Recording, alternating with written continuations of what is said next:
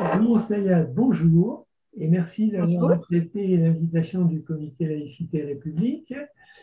Et cette invitation va nous permettre de parler de vous, parce que vous êtes une militante laïque, une militante féministe, les deux d'ailleurs étant très très souvent fortement reliés, les religions n'étant pas de façon générale particulièrement féministe. Donc, avant de nous parler de votre actualité, je voudrais qu'on revienne un petit peu sur vos actions militantes passées. Et la première a été une action très marquée en faveur de la laïcité par la création d'un observatoire de la laïcité, dont je vous propose de nous dire un petit peu comment ça s'est passé et surtout quels sont les différents obstacles que vous avez pu rencontrer. Alors effectivement, j'ai créé l'un des tout premiers observatoires de la laïcité, puisque je l'ai créé en 2010 dans le Val d'Oise. Ça a été le résultat de 3 années de réflexion, puisque j'ai donné ma première conférence pour la laïcité en 2007, à Herblay, dans le Val d'Oise, où je vivais. Et puis au cours des années, je me suis rendu compte qu'il y avait de véritables problématiques liées à la laïcité et au féminisme, parce qu'effectivement, pour moi, les deux ont toujours été liés. D'abord, alors dès 2010, on s'est attaqué au problème des revendications de menus végétariens dans les cantines. Ça a été une vraie problématique. Pourquoi? Parce que l'apanage était quand même assez surprenant. On avait d'un côté des végétariens et puis de l'autre côté des musulmans et des juifs qui instrumentalisaient cette cause pour le végétarien pour en réalité imposer des repas qui leur convenaient davantage à eux. Et puis, il ne faut pas oublier que le terrain dans lequel l'Observatoire de la laïcité du Val d'Oise a été créé était un terrain particulièrement imprégné par différents mouvements intégristes, puisque d'un côté, à Argenteuil, il y avait le siège social de Civitas. De l'autre côté, c'est l'endroit aussi où le CCIF a été fondé du côté de Gonesse. Et puis enfin, on a aussi dans le Val d'Oise la plus grande communauté Lubavitch à Sarcelles. Donc c'est au milieu de cette espèce de poudrière de revendications communautaires que nous avons décidé de fonder l'Observatoire de la laïcité.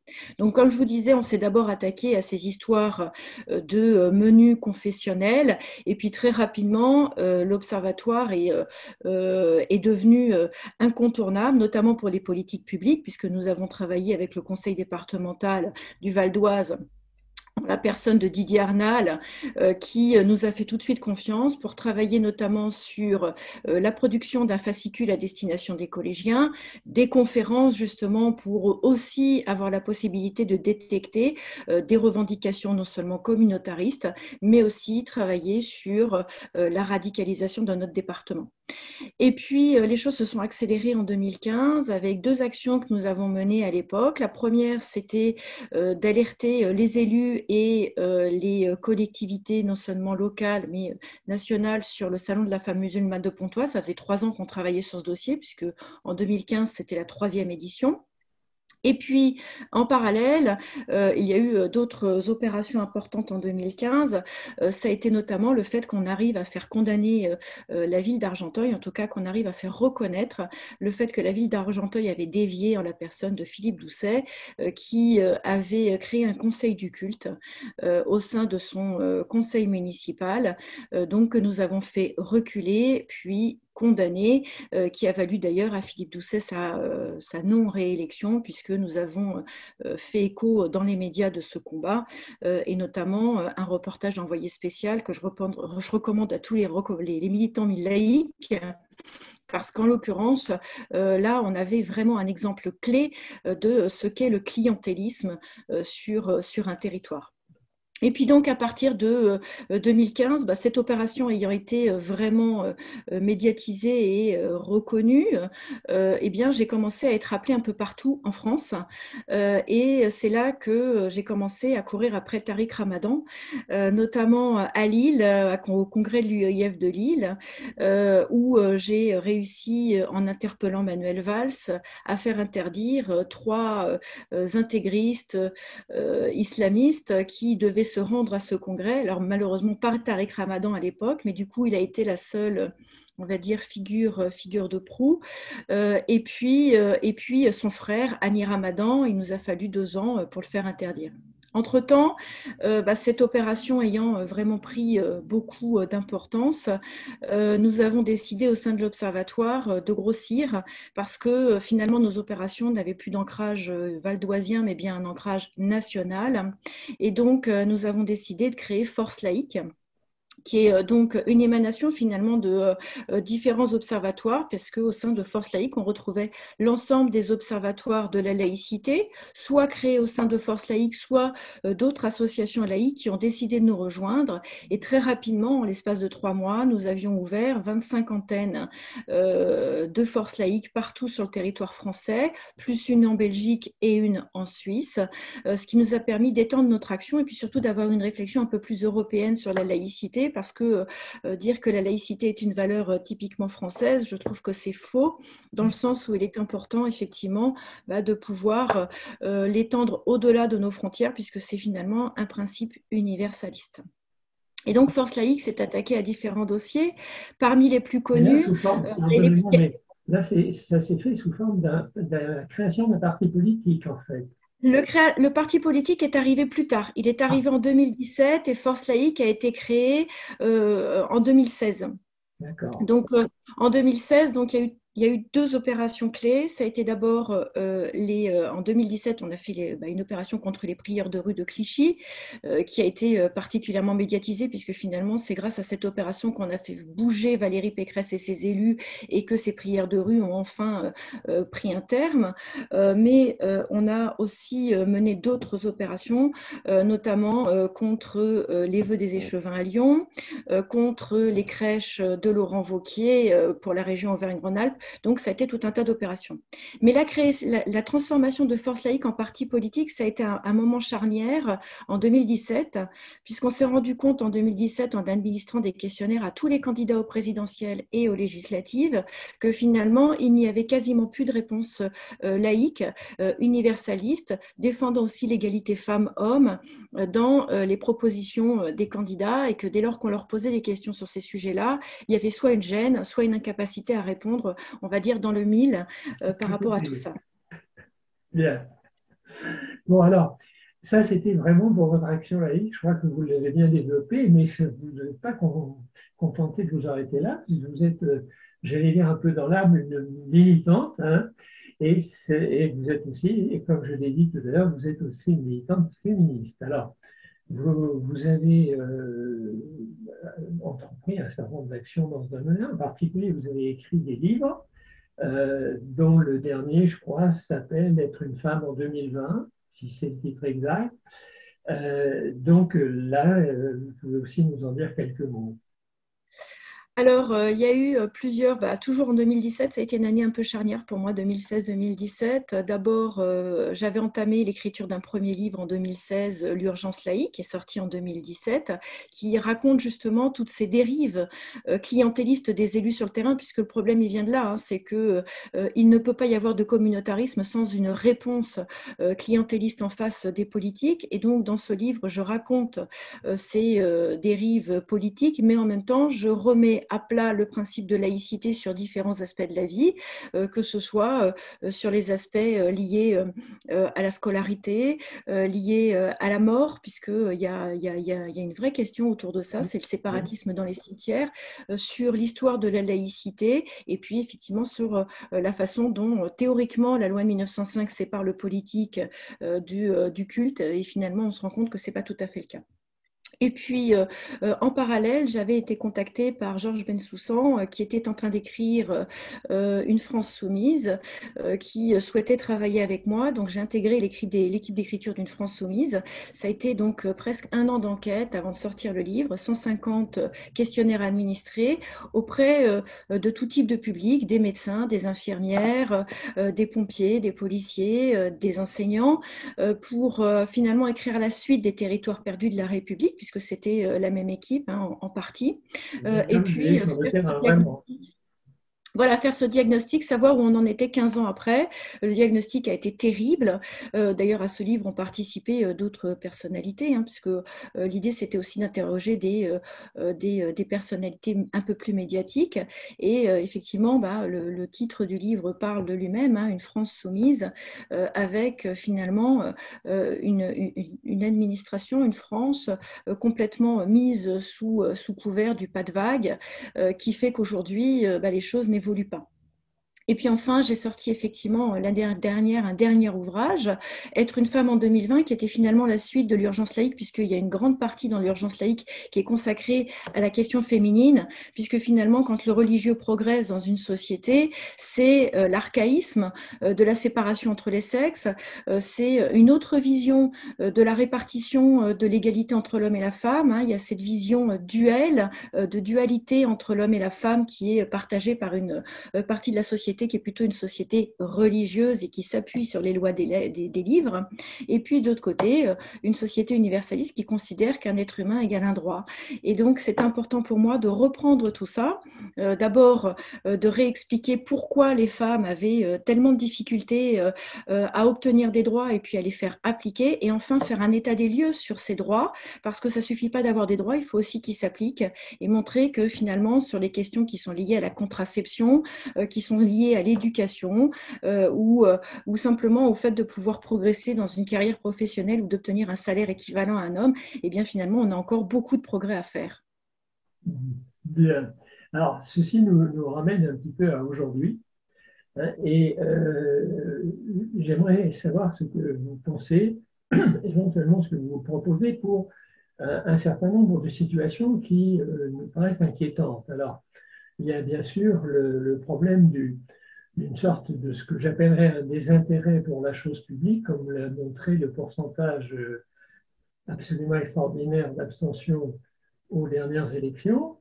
Alors, extraordinaire parce que ça veut dire un désintérêt de la population pour la politique, mais aussi un danger parce que ça permet à des gens de prendre le pouvoir dans des municipalités, notamment, ou dans des lieux de débat public, avec finalement un très petit nombre de voix et un pourcentage qui normalement ne devrait pas leur permettre d'exercer ces fonctions. Donc, problème de légitimité extrêmement clair qui se pose. Et puis, il y a aussi un certain nombre de mouvements qui arrivent, et comme très souvent ça vient des États-Unis, et en particulier, il y a un livre de Mathieu Bloch-Côté qui s'appelle La Révolution racialiste, qui prend le contre-pied absolu, enfin pas Mathieu Bloch-Côté, la Révolution racialiste, qui prend absolument à contre-pied toutes les valeurs républicaines que nous avons pu défendre, républicaines et universalistes en particulier, puisque là on est dans le contraire exact de l'universalisme en allant pratiquement au retour à la tribu. Alors je voudrais que vous nous disiez un petit peu ce que vous pensez de tout ça. Il y a plusieurs choses par rapport à ça. C'est qu'effectivement, quand les citoyens se détournent de la démocratie, ce sont souvent des groupuscules, des minorités qui prennent le pouvoir. Donc effectivement, le danger de cette montée du racialisme et puis des listes communautaristes, hein, puisque il ne faut pas oublier que sur les dernières municipales, les dernières départementales, on a eu cette affaire de candidates voilées, mais c'est pas tout à fait nouveau, hein, puisque les premiers partis politiques à avoir, le premier parti politique à avoir présenté une candidate voilée, c'était le NPA au moment des élections régionales de mémoire de 2010.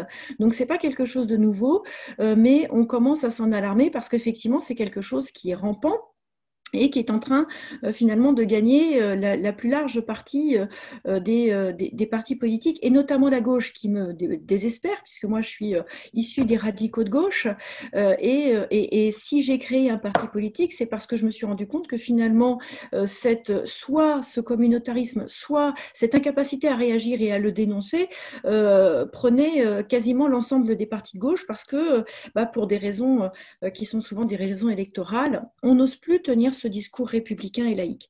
Et finalement, moi, je pense que ceux qui sont responsables aujourd'hui de ce désintérêt pour la chose publique et notamment pour les élections, ce sont les politiques eux-mêmes qui sont incapables de tenir ces discours, et quand ils les tiennent, qui ne vont pas jusqu'au bout et ne passent pas aux actes.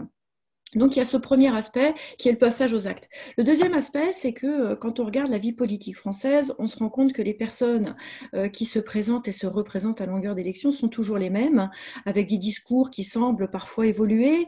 Mais le problème, c'est comme ils n'ont pas fait la preuve de ce qu'ils disent, eh bien, il y a une espèce de défiance par rapport à tout ça. Et puis enfin, il y a ce troisième aspect qui est ces 2 dernières années avec une crise sanitaire grave qui succédait à d'autres séquences. Hein. Juste avant la crise sanitaire, il y a eu des manifestations très importantes qui étaient dues à la réforme du code du code du chômage, qui étaient dues à la réforme des retraites, qui sont 2 réformes très importantes, mais qui sont difficiles à mener en une période où les gens se sentent menacés et ont des difficultés à vivre. Et ça succédait aussi à une crise des Gilets jaunes, qui est finalement une crise démocratique, une crise des territoires qui ne se sentent plus écoutés, qui savent qu'ils ne peuvent plus vivre dignement de leur travail. Et ça, moi, vivant dans le Cantal, je peux en témoigner. Il y a effectivement une véritable crise qui est liée à une baisse de revenus des personnes qui ont l'impression que leur avenir est menacé. Et donc tout ça mis en lien avec une représentativité au plan national qui est contestable parce qu'on a une Assemblée nationale qui est élue sur un mode de scrutin qui finalement n'est absolument pas représentatif, fait qu'on est sur une poudrière et que les gens ont l'impression que ce qui se passe à Paris, c'est très loin d'eux, c'est très déconnecté. Et même si leurs parlementaires sont théoriquement des élus de terrain, on se rend bien compte que les élections de 2017 ont finalement fait émerger des gens qui sont très déconnectés du terrain, qui ne sont pas très présents. Et quand on n'est pas présent, on laisse la place à d'autres.